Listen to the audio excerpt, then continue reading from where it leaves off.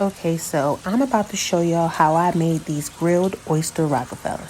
Hey y'all, what's going on? So have you ever ordered something that you liked, but once you got it, you didn't know what to do with it?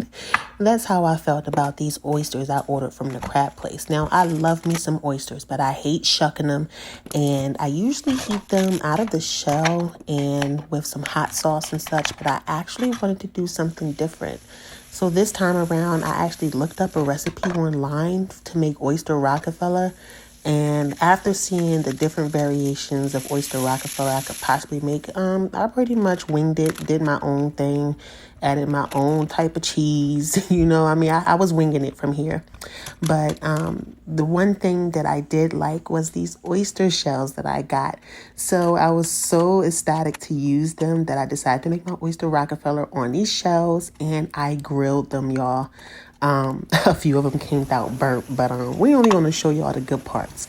But yes, a vibe, a total vibe. I mean, like, they taste amazing.